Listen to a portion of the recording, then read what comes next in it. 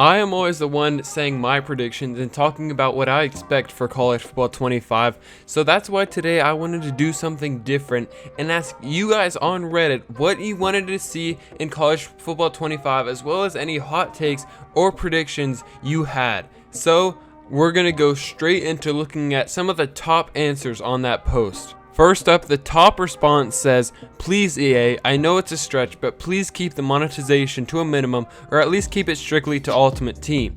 I personally think this will be somewhat true, as I think Ultimate Team will be super, pay to win heavy, microtransactions, all that. But I think the other modes like Dynasty and Road to Glory won't be as bad, and I think that's what he's saying is it's mainly going to be an Ultimate Team, but the other modes are going to have a little bit, but not really that much, pay to win content like that, and you're going to be able to compete without spending money. Up next, someone said, 25 will break sales records for a sports game because of the anticipation and will be acclaimed because of the refreshingly different gameplay, but it will have a less deep Dynasty mode than most people here will want.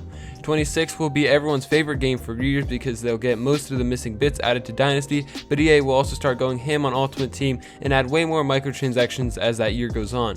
27 will be the beginning of college football turning into the Madden cycle, less improvements and more Ultimate Team focus, etc.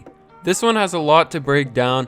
I'll start just kind of in order. So 25, obviously it will break sales records. I don't know if it will be the best selling video game for sports of all time, but it definitely will be up there, maybe in the top 5. I do think it'll have somewhat different gameplay, maybe not refreshingly different, because it is on the same engine as Madden, but I do think they'll add different things that make it separate from Madden. And finally, he says it will have a less deep Dynasty mode, and I think that could be true. They probably just want the surface level out there, at least for this release, so that they have something to build on next year, like he's saying. But also, they didn't have all the time in the world to build Dynasty. There's a lot of things thrown together in short periods of times, so I wouldn't expect that the Dynasty mode is completely full. I'd expect that it's, a less deep, like he said. I definitely think what he said about 26 being everyone's favorite game because of how full it is, I think that's definitely true because they're going to fix all the issues, come out with a much cleaner and more polished game than 25. And what he said about adding microtransactions, I think that could be true to a certain degree, but I think that'll come later. I think they'll let us enjoy it for a couple years before they start throwing in microtransactions, but I do think that's true that they'll start adding a ton of microtransactions as it goes on, as they want more money and they have people hooked on buying it every year, because this is the year where they need to get people to buy it, and obviously people are going to buy it anyway, but you can kind of understand what I'm saying. It needs to be a good game so people have a good view of college football as a whole, so that people start buying it year in and year out and it becomes a habit, and then that's when they start adding the microtransactions. Finally, he says that 27 will, when it starts to turn into Madden, which I think is not going to happen. Honestly, Madden is a completely different game than college football. They have a million things different. The only thing similar is that they're made by EA and they're both football games. I really don't see it turning into Madden. The next one says, "I just want it to take longer than 3 seasons to make a no-name school a national champ. I want it to be challenging without being frustratingly unfair." I think this brings up a really good point because I've talked about it in the past. The difficulty range is going to be very fine-tuned. It has to be, or it's going to be too easy or too hard, like he's saying. Obviously, if it's too hard, new players will get scared off, but if it's too easy, it'll get old so fast, and especially people that have already played NCAA 14 and already know the ropes.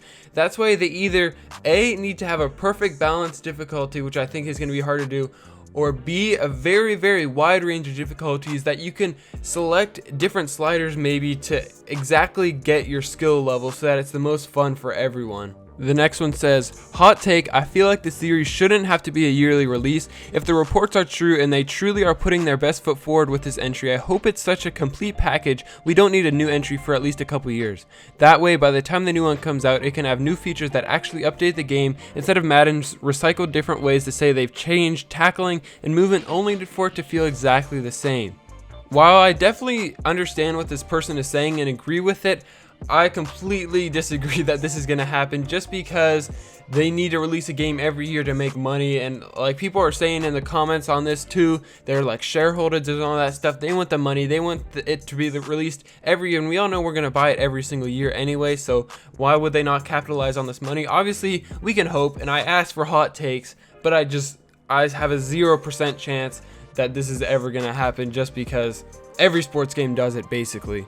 Kind of going with what we talked about earlier, if it is somehow a polished game when it comes out, they're still going to release a new one, just because if they don't even change anything except the rosters, they're going to release a new one. The next one simply says, the recruiting will be more bare bones than it ever has been. Honestly, this one is just super hard to predict what the outcome is actually going to be, and if this prediction is actually true.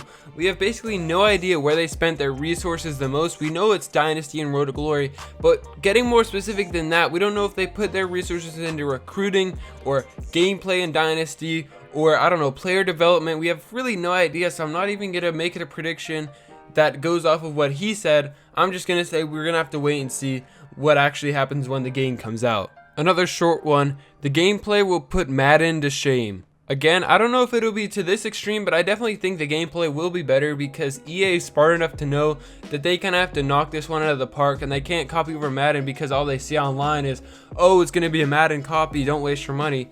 If they make a game that actually has good gameplay that people like, at least for the first month, they're going to get a lot of support, because of how lackluster the sports video game industry has been, and people are really mad at all kinds of different developers. So a good game here will definitely put people's minds on EA.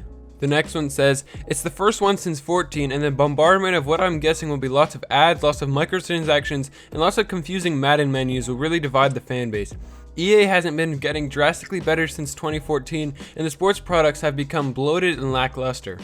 I guess what I'm saying is that it's going to be a culture shock for some people going from 14 to 25. People may insist that 14 is a more pure product, even though functionally 25 will be pretty solid. First off, I'm really confused what they mean by lots of ads, because a paid game is not going to have ads, obviously.